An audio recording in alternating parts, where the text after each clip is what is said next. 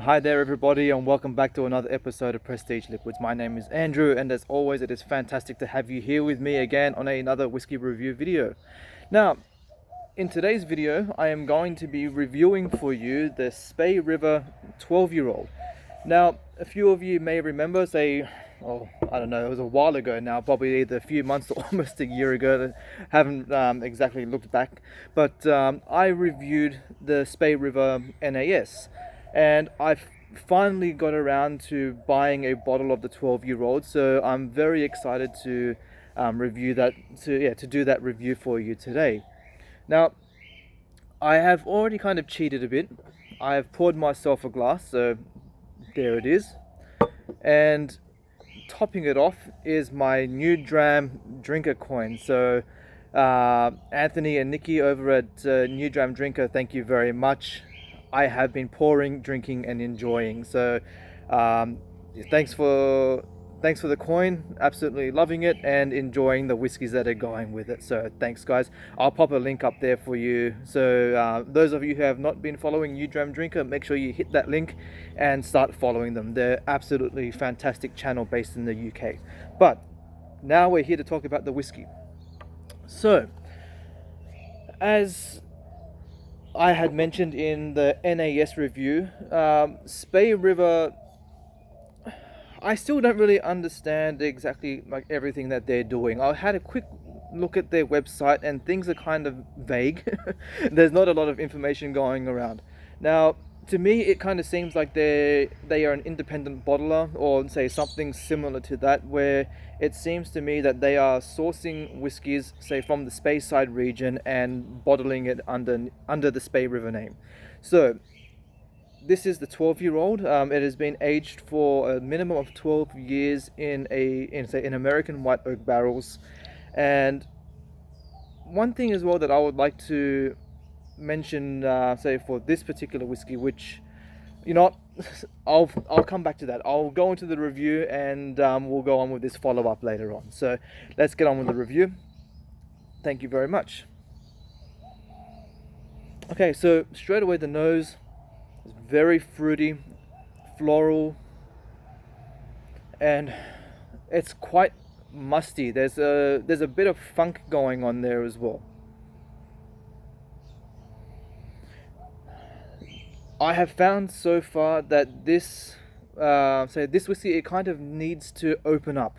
The initial neck pour that I had from it, I wasn't very amazed. That funk was very strong at the start, and it didn't really have a lot going on for it. So afterwards, I poured myself another small glass. I let that sit for about 15 to 20 minutes, and that really started to open up the flavors even more.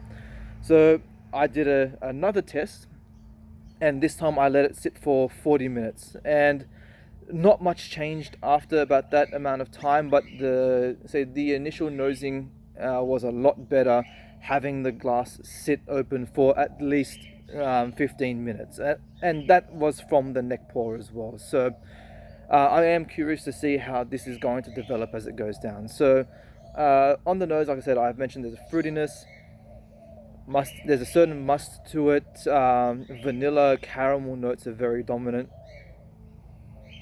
Okay, so it's Speyside in a glass. You imagine apples and grass and all that type of thing.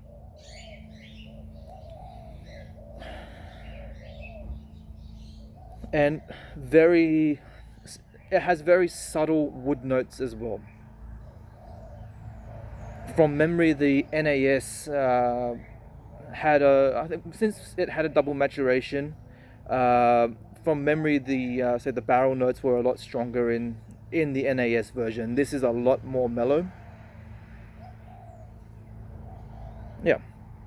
All right, time to get on with the palate. See how we go. Cheers, guys.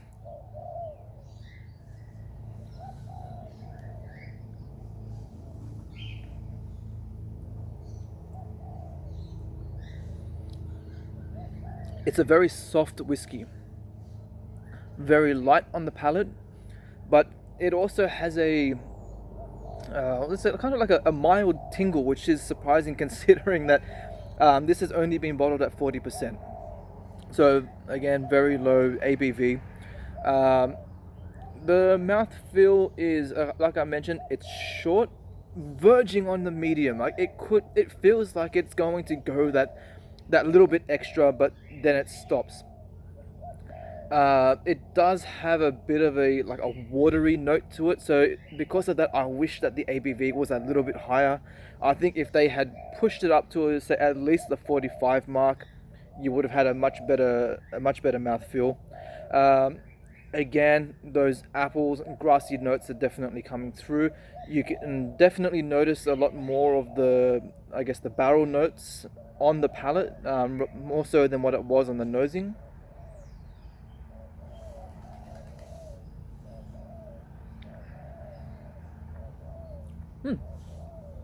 Something that I didn't get before: lemon zest.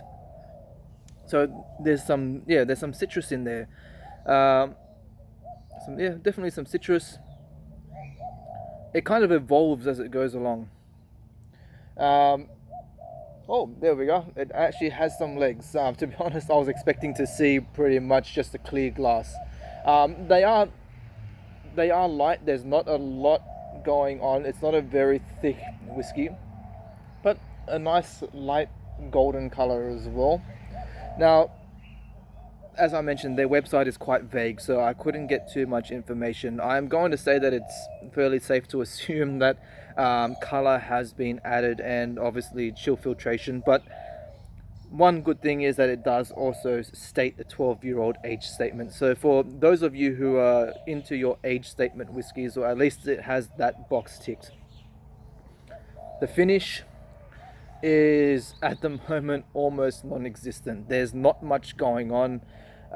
Again, I'm getting more of a barrel note, so barrel char, and that funky note that I'm getting. There's like a certain dusty mustiness that's coming through. That's there with a bit of honey sweetness, but again, not much going on with the finish, which sometimes isn't always a bad thing. It's not a whiskey that's punishing you in any way. It's just very light. I have to say, in comparison to the NAS version, I think this is a lot more balanced. From memory, the NAS had a really enjoyable nose, but the palate was a bit flat. It had a few good notes going on there, but it wasn't very exciting. This also, I would say, is probably not a very exciting whiskey, but again, overall it is a lot more better balanced than what the NAS is. Now, one thing that this whiskey has made me want to do, so this review, or more so this whiskey, the Spey River 12-year-old, what I'm going to do with this is make this into a 3-part series. Now, as I mentioned, when I initially tried this, I tried it, say, 3 times when I first opened it. So one was the straight neck pour. The second time was letting it sit out for 15 minutes. And then the third time I let it sit for 40 minutes. What I want to do with this, because I believe that the flavors will change over time, is that I will do a kind of like a 3-part evaluation of this whiskey. So this is the first one. I'll do another review of this at about the halfway mark, and then a third and final one when I get towards the end of the bottle, to see how this whiskey is changing over time. Because, like I said, as I had the glass sitting out for a certain amount of time, the flavors did start to change, and for me, the overall experience improved. So I am curious to see how this is going to change over time. But final notes for this, again, this isn't a whiskey that's going to blow you away. One good thing about it, especially in Australia, it's quite affordable as well. It's not too overpriced, especially for a 12-year-old. I would say it's at a pretty decent price. So if this is something that you've seen on your shelf and you've kind of been eyeing it off for a bit, you know what, give it a go. It is not horrible, but it is a good whiskey to try, and one that I would suggest is good for beginners and newcomers into whiskies. So, that's it. You've heard my plan. So again, guys, if you haven't yet subscribed, make sure you hit that subscribe button and the bell notification so that you'll be one of the first to know when the next video in this series comes out.